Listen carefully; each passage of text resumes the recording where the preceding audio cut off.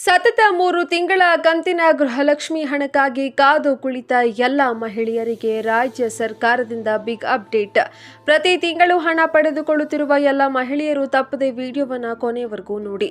ಗೃಹಲಕ್ಷ್ಮಿ ಹಣಕ್ಕಾಗಿ ಕಾದು ಕುಳಿತ ಎಲ್ಲ ಮಹಿಳೆಯರಿಗೆ ರಾಜ್ಯ ಸರ್ಕಾರದಿಂದ ಗುಡ್ ನ್ಯೂಸ್ ಕೊಟ್ಟಿದೆ.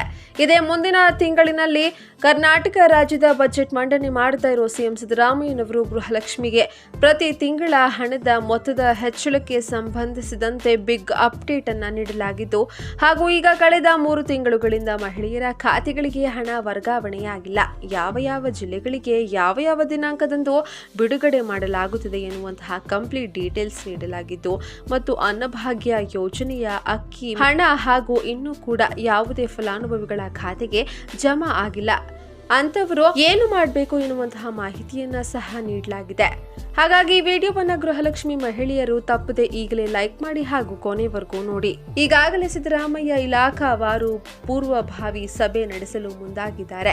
ಆದಾಯ ಕ್ರೋಢೀಕರಣದ ಕುರಿತಾಗಿ ಮಾಹಿತಿ ಸಂಗ್ರಹಿಸಿದ್ದು, ರಾಜ್ಯದ ಇತಿಹಾಸದಲ್ಲಿಯೇ ಮೊದಲ ಬಾರಿಗೆ ದೊಡ್ಡ ಗಾತ್ರದ ಬಜೆಟ್ ಅನ್ನು ಮಂಡಿಸಲು ಸಿದ್ದರಾಮಯ್ಯ ಸಕಲ ತಯಾರಿಯನ್ನು ನಡೆಸಿದ್ದಾರೆ. ಈ ಬಜೆಟ್ನಲ್ಲಿ ಈ ಮೊತ್ತವನ್ನು 2,500ರಿಂದ 3,000 ರೂಪಾಯಿಗೆ ಹೆಚ್ಚಿಸಲು ಸರ್ಕಾರ ಗಂಭೀರ ಚಿಂತನೆಯನ್ನು ನಡೆಸ್ತಾ ಇದೆ ಎಂಬ ವದಂತಿ ಹಬ್ಬಿದೆ.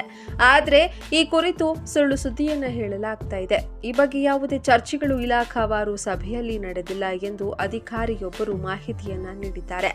ಅದಲ್ಲದೆ ಗೃಹಲಕ್ಷ್ಮಿ ಯೋಜನೆಯಲ್ಲಿ ಯಾವೆಲ್ಲ ಪ್ರಮುಖ ಬದಲಾವಣೆಗಳು ಆಗಲಿವೆ ಎಂದು ಮಾಹಿತಿಯನ್ನ ನೀಡಿದ್ದಾರೆ.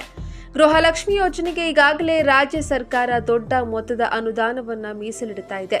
ಈ ಮೊತ್ತವನ್ನ ಹೆಚ್ಚಿಸಿದ್ರೆ ಅದು ಬಜೆಟ್ ಮೇಲೆ ಏನಾದರೂ ಹೆಚ್ಚುವರಿ ಆರ್ಥಿಕ ಒತ್ತಡ ಉಂಟು ಮಾಡಬಹುದಾ ಎಂಬ ಪ್ರಶ್ನೆ ಉದ್ಭವಿಸಿದೆ.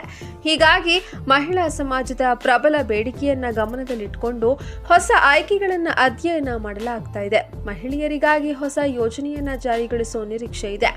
ಈಗಾಗಲೇ 3 ಕಂತಿನ ಹಣ ಬಿಡುಗಡೆಯಾಗಲಿ, ಕಾಂಗ್ರೆಸ್ ಸರ್ಕಾರ ಯೋಜನೆಗಳನ್ನು ರದ್ದುಗೊಳಿಸುತ್ತಾ ಎಂಬ ಗೃಹಲಕ್ಷ್ಮಿ ಯೋಜನೆಯ ಫಲಾನುಭವಿಗಳು ಆತಂಕದಲ್ಲಿ ಇದ್ದಾರೆ. ಈ ತಿಂಗಳ ಕೊನೆಯಲ್ಲಿ ಹಂತವಾಗಿ ಹಣವನ್ನು ಜಮಾ ಮಾಡಲಾಗುವುದು ಎಂದು ತಿಳಿಸಿದ್ದಾರೆ. ಮಹಿಳಾ ಮತ್ತು ಮಕ್ಕಳ ಇಲಾಖೆ ಮೊದಲಿನಿಂದಾನೂ ಗೃಹಲಕ್ಷ್ಮಿ ಯೋಜನೆಯನ್ನು ಸರಿಯಾಗಿ ನಿರ್ವಹಿಸ್ತಾ ಇತ್ತು. ಕೆಲ ತಿಂಗಳು ಮಾತ್ರ ತಾಂತ್ರಿಕ ಸಮಸ್ಯೆಯಿಂದ ಹಣ ಬಿಡುಗಡೆಯಾಗಿರಲಿಲ್ಲ. ಇಲ್ಲಿವರೆಗೆ ರಾಜ್ಯ ಕಾರ್ಯದರ್ಶಿಯಿಂದ ಮಹಿಳಾ ಮತ್ತು ಮಕ್ಕಳ ಕಲ್ಯಾಣ ಇಲಾಖೆಯ ನಿರ್ದೇಶಕರ ಮೂಲಕ ನೇರವಾಗಿ ಫಲಾನುಭವಿಯ ಖಾತೆಗಳಿಗೆ ಹಣ ಪಾವತಿಯಾಗ್ತಾ ಇತ್ತು. ಆದರೆ ಇನ್ನು ಮುಂದೆ ಈ ಪ್ರಕ್ರಿಯೆಯಲ್ಲಿ ಮಹತ್ವದ ಬದಲಾವಣೆ ತರಲು ಸರ್ಕಾರ ಮುಂದಾಗಿದೆ.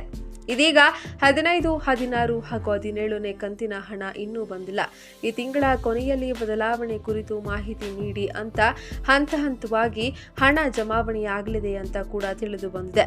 ಈ ಹಿಂದೆ ಗೃಹಲಕ್ಷ್ಮಿ ಹಣ ಫಲಾನುಭವಿಗಳ ಖಾತೆಗೆ ಹಾಕೋದ್ರಲ್ಲಿ ಭಾರಿ ವಿಳಂಬವಾಗ್ತಾ ಇತ್ತು. ಹೀಗಾಗಿ ಗೃಹಲಕ್ಷ್ಮಿಯರಿಗೆ ಹಣಕಾಸು ವಿತರಣೆಯಲ್ಲಿ ಯಾವುದೇ ವಿಳಂಬವಾಗದಿರಲಿ ಎಂದು ಸರ್ಕಾರ ರಾಜ್ಯ ಕಾರ್ಯದರ್ಶಿಯಿಂದ ತಾಲೂಕು ಪಂಚಾಯಿತಿಗೆ ಹಣ ಪಾವತಿಸಲಿದೆ. ಬಳಿಕ ತಾಲೂಕು ಪಂಚಾಯಿತಿಯಿಂದ ನೇರವಾಗಿ ಫಲಾನುಭವಿಗಳ ಖಾತೆಗೆ ಹಣ ತಲುಪಿಸುವ ವ್ಯವಸ್ಥೆ ಮಾಡಲು ಸರ್ಕಾರ ಚಿಂತನೆ ನಡೆಸಿದೆ.